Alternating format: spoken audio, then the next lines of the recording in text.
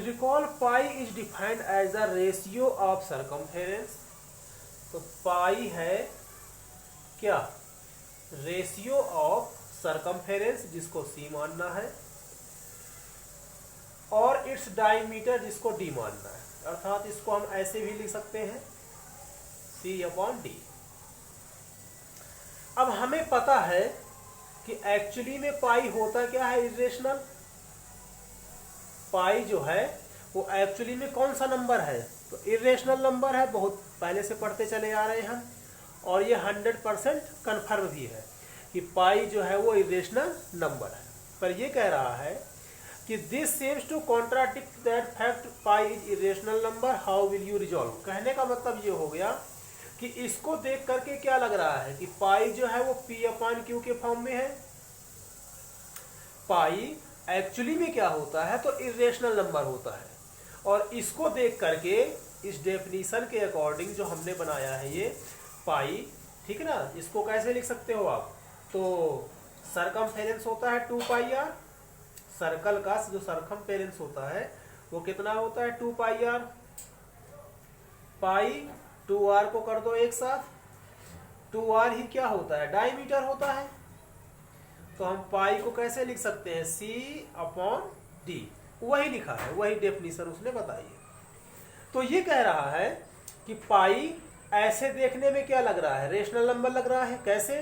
क्योंकि इसको यदि हम P मान लें, इसको यदि हम Q मान लें, तो पाई किसके फॉर्म में आ गया? P/Q के फॉर्म में आ गया। और यदि पाई P/Q के फॉर्म में आ गया तो पाई को क्या होना चाहिए? रेशनल नंबर होना चाहिए। इसको क्या होना चाहिए? रेशनल नंबर होना चाहिए। ऐसा हमें लगा, सीम्स, ऐसा लगता है इसको देख करके कि पाई क्या है? P/Q के फॉर्म में है। और जो नंबर P/Q के फॉर्म में लिख सकते हैं वो क्या होते हैं? रेशनल नंबर होते हैं। ये भी आपको पढ़ाया गया है। और ये भी पढ़ाया गया है कि पाई क्या होता है? Rational number. तो यही कह रहा है ये कि ऐसा देखने पे कॉन्ट्राडिक्ट अराइज होता है, अर्थात विरोधाभास एक अराइज होता है। ऐसा लगता है कि जैसे कि हमारी डेफिनीशन और जो एक्चुअल में वैल्यू है वो एक दूसरे को क्या कर रहे हैं? विरोध कर रहे हैं, कॉन्ट्राडिक्ट कर रहे हैं, एक दूसरे को गलत प्रूफ कर रहे हैं।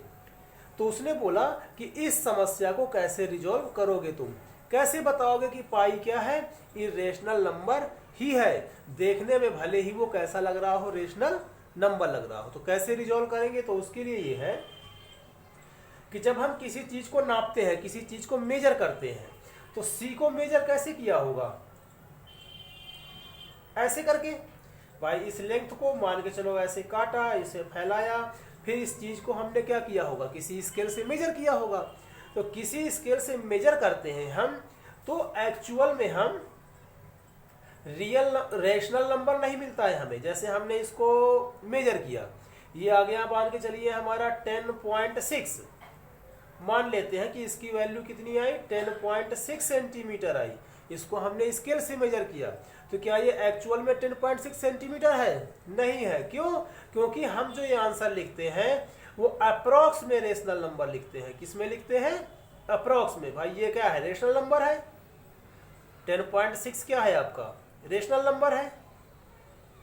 तो हमने क्या लिखा है? ये हमने इसको अप्रोक्स में रेशनल नंबर लिया है, अप्रोक्स में रेशनल नंबर लिया है।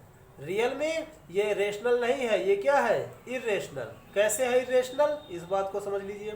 तो इरेशनल ये इसलिए है क्योंकि इसको हमने मेजर किया। मेजर करने पे हम जैसे आया 10.6, पर ये एग्जैक्ट में 10.6 नहीं होता है। 10.6 से कुछ ज़्यादा भी हो सकता है और 10.6 से कुछ कम भी हो सकता है। मान के चलिए ये रहा होगा 10.6683। हमारी जो स्केल होती है, नॉर्मल स्केल जो होती है हमारी, वो कहाँ तक मेजर करती है? मिलीमीटर तक। तो ये रहा सेंटीमीटर और ये क्या हो गया हमारा? मिलीमीटर। ये हो गया मिलीमीटर। और मिलीमीटर से छोटी वैल्यू वो मेजर नहीं करती है। 1 सेंटीमीटर को 10th पार्ट में, आपने पढ़ा होगा, ये कौन सा होता है हमारा? 10th पार्ट होता है। नेक्स्ट वाला क्या होता है? 100th पार्ट होता है, 100th वाला होता है। नेक्स्ट वाला 1000th होता है। ठीक है।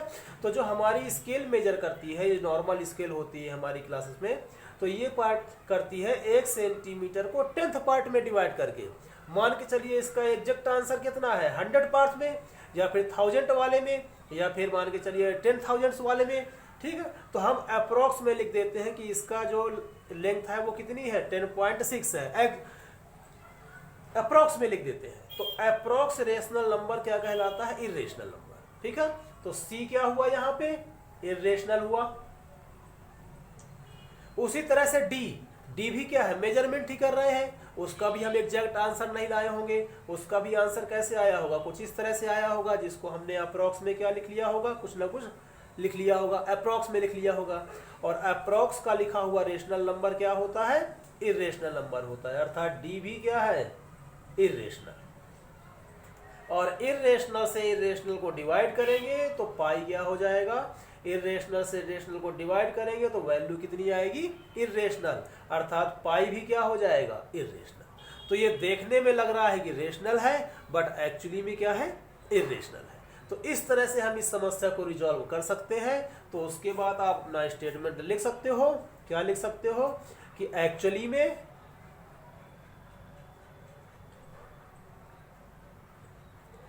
में जो सी और डी है, सी एंड डी आर मेजरमेंट्स है ये, वो भी किसमें, इन अप्रोक्स रेशनल नंबर में, इन अप्रोक्स में रेशनल नंबर में। Actually see and D R measurements in approx rational number. So C and D are irrational numbers। C और D क्या है, irrational numbers, और irrational numbers का जो रेशियो होगा वो क्या आएगा, irrational ही आएगा। इसलिए ratio of irrational number is irrational, so pi is irrational। ठीक है, आगे बात समझ में। ये रेशनल तब होता पाई जब सी भी क्या होता, रेशनल, और डी भी क्या होता, रेशनल। पर सी और डी क्या है, मेजरमेंट कभी एग्जैक्ट नहीं होती है, कुछ ना कुछ उसमें मिस्टेक होती है, चाहे अपने से हो चाहे स्केल से हो। अब स्केल लिया है तुमने 1/10 पार्ट तक, मान के चलिए उसका एग्जैक्ट आंसर है 1/100 पार्ट तक। तो 1/100 पार्ट तक तो हमने उसको मेजर कर ही नहीं पाए, हमने कहा तक किया 1/10 पार्ट तक। इसका मतलब हमने क्या रखा है, अप्रोक्स में रखा है, और approx rational number irrational number होता है, ना कि रेशनल नंबर होता है। इसलिए सी भी क्या है, इरेशनल, डी भी क्या है, इरेशनल, और इरेशनल डिवाइड इरेशनल क्या होगा, इरेशनल। इसलिए पाई क्या होता है, इरेशनल, और यही कन्फर्म है कि पाई इरेशनल नंबर ही होता है। आपको पता भी होगा कि जो पाई की वैल्यू होती है वो 3.14 के आसपास होती है। मतलब ये वैल्यू हमेशा रिपीट भी नहीं होती है और चलती चली जाती है, इसलिए इसको हम रेशनल नंबर नहीं कहेंगे।